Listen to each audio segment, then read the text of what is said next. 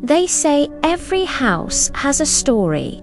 Some are happy, filled with laughter and sunlight. Some are sad, marked by farewells and quiet tears. But some houses whisper secrets so dark, they trap your soul forever.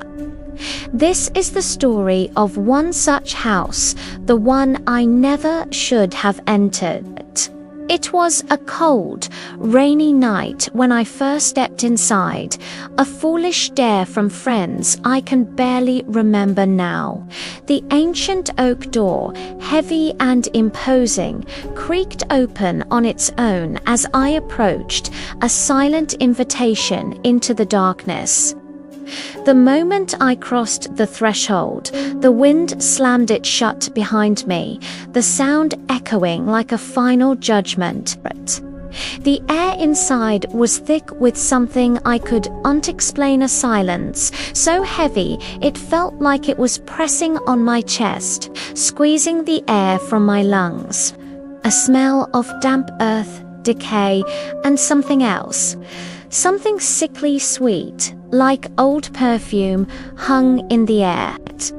The rain began to beat a frantic rhythm against the grimy window panes, and I could hear the faint, almost imperceptible sound of whispers, like the wind carrying a forgotten conversation. I told myself it was just the storm, just my overactive imagination. I was wrong. Drawn by an unseen force, I found myself in what must have been the living room. Moonlight struggled through the dirty glass, illuminating dust motes dancing in the air like tiny ghosts.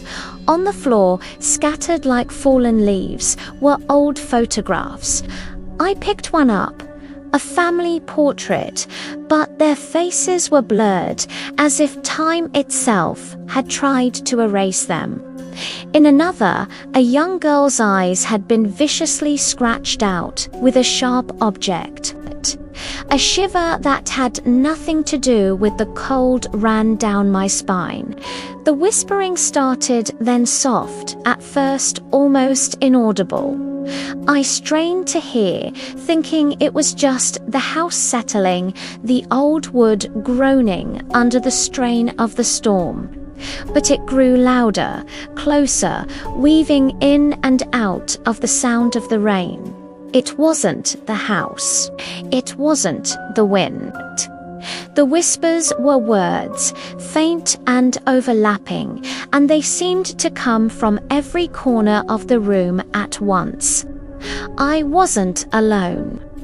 I slowly backed out of the room, my heart hammering against my ribs. The floorboards above me creaked, a slow, deliberate footstep. Then another. Someone or something was walking upstairs. Every instinct screamed at me to run, to get out, but my feet felt rooted to the spot. The house had me in its grip. Suddenly, the single bare bulb hanging from the ceiling flickered violently, and then went out, plunging me into absolute darkness. The sounds of the storm outside seemed to fade away, replaced by the deafening thud of my own heartbeat. In the pitch black, I felt it. A sudden drop in temperature, a cold spot moving through the air, and then a cold breath on the back of my neck. A voice, barely a whisper, but clear as day and right beside my ear, spoke my name. I spun around, my hands outstretched, but I touched nothing. There was nothing there, just an empty, suffocating blackness. But in the corner of my eye, a flicker of movement. A shadow darker than the surrounding dark, detaching itself from the wall. It was tall, impossibly thin, and it seemed to unfold itself, rising towards the ceiling. Panic, cold and sharp, finally broke through the paralysis. I couldn't breathe. I couldn't scream. The house was alive, and it didn't want me to leave it. Summoning every last ounce of courage I had left, I turned and ran. I scrambled for the front door, my hands slapping against the cold, unfamiliar walls in the dark. The hallway, which had seemed so short when I entered, now stretched on endlessly before me. Behind me, the whispers erupted into screams, desperate, angry, hungry screams that clawed at my mind. Doors I hadn't even noticed before slammed shut in the darkness ahead of me and behind me, the sound like gunshots in the enclosed space. The cold presence was right behind me. I could feel it, its chilling breath on my heels. The doorknob, I finally felt it, cold and solid beneath my trembling fingers. I twisted it, pushed, and burst through the front door into the stormy night.